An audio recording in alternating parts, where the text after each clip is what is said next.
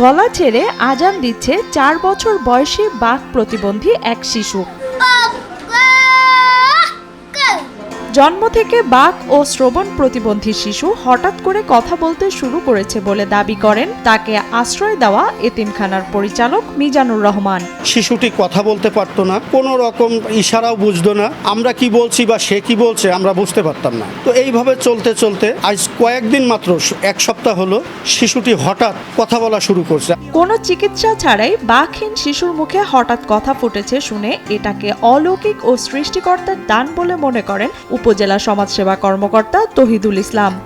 আল্লাহ আর কি কাকা কাকা আম্মা মা বু বু লা ইলাহা ইল্লাল্লাহ লালা লালা। এটা আসলে আমি মনে করি একটা গড গিফটেড একটা বিষয় আর কি। মাদ্রাসার শিশুরা যখন একত্রে বসে গল্প করে তখন ভেঙে ভেঙে কথাও বলে বিল্লাল নামের এই শিশু। শুনতে অবিশ্বাস্য মনে হলেও এমনই এক বিস্ময়কর শিশুর খোঁজ মিলেছে যশোরের শার্শা উপজেলার দিঘির পাড় সংলগ্ন একটি এতিমখানায়। আমি মনে করি যে আল্লাহ তাআলা চাইলে সবই সম্ভব।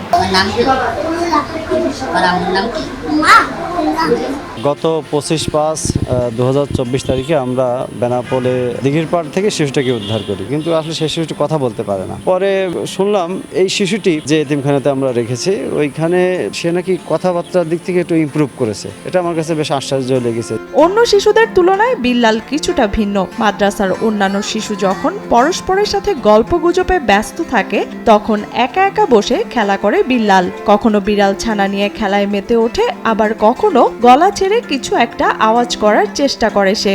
কখনো চেষ্টা করে মুয়াজ্জিনের মতো আজান দিতেও।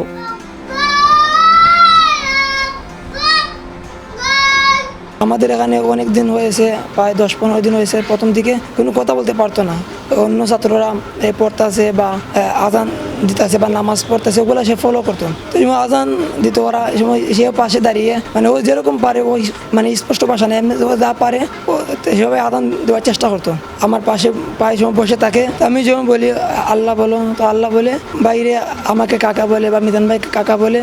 আব্বু আম্মু বলতে পারে, হুজুর যখন শিখাই দেয় যে আব্বু আম্মু বলো, তাই হুজুর আব্বু আম্মু বলা শিখাই, তাই হয়তো বলতে পারে। কিছু কথা বেঁধে যায়, আবার কিছু স্পষ্ট হয়নি। নিজের নাম ও পরিচয় বলতে পারতো না বাক প্রতিবন্ধী বিল্লাল। পরিচয় না পাওয়ায় গত 25 মে বেনাপোল পোর্ট থানা পুলিশ শিশুটিকে উদ্ধার করে সমাজসেবার কাছে হস্তান্তর করে। বর্তমানে শার্শা উপজেলার শ্যামলাগাছি লতিফিয়া ফ্রি মডেল মাদ্রাসা ও এতিমখানায় তাকে আশ্রয় দেওয়া হয়েছে।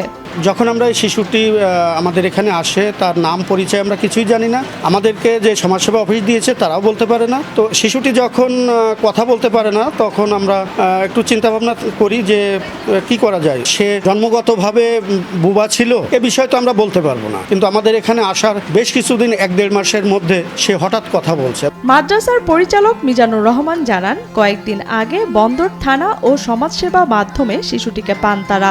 শিশুটি বাক প্রতিবন্ধী হওয়ায় প্রথম দিকে কথা না বলতে পারলেও মাঝে মাঝে অপরিষ্কার উচ্চারণ করত।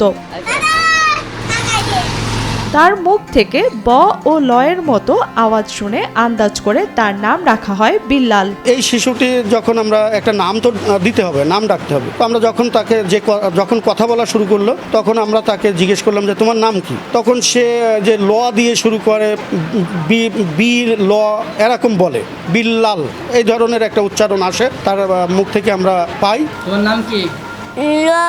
লা মা মা মা আনন্দ।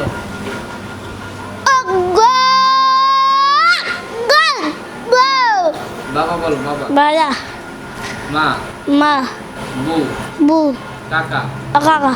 এদিকে বিল্লালের কথা বলতে পারায় অবাক তার সহপাঠীরাও। কখনো সে সূরা পড়ছে, আবার কখনো কথা বলছে সবার সাথে। তার এমন পরিবর্তনে খুশিতে আত্মহারা মাদ্রাসার শিক্ষক ও সহপাঠীরাও।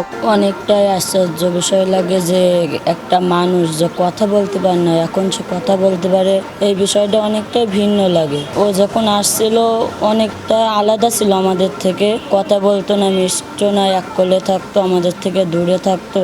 কিন্তু এখন দিন যত যায় তার পরিবর্তন হয়, আমাদের সাথে মেশে আমাদের সাথে কথা বলার চেষ্টা করে, কিন্তু কথা তার স্পষ্ট হয় না, কথাটা বেজে যায়। এগুলো দেখে আমাদের কাছে অবাক কাণ্ড মতন লাগে যে এরা আগে তখন তো দেখিনি যে এরকম বুবা মানুষ যে কথা বলছে, কিন্তু ও যে মাদ্রাসায় এসে কথা বলছে দেখলে অবাক লাগে। প্রথমে শিশুটিকে পাওয়ার পর স্পিচ থেরাপি সহ বিভিন্ন ধরনের চেষ্টা করা হলেও তার পরিচয় পাওয়া যায়নি বলে জানান উপজেলা সমাজসেবা অফিসার। তবে শিশুটি এখন অল্প করে হলেও কথা বলতে পারছে জেনে খুশি তহিদুল ইসলাম। প্রথমে স্থানীয় লোকজন শিশুটিকে থানায় দেয়, থানায় পরে আমাদেরকে ডাকে, সেইখানে গিয়ে আমরা শিশুটির পরিচয় আইডেন্টিফাই করার চেষ্টা করি।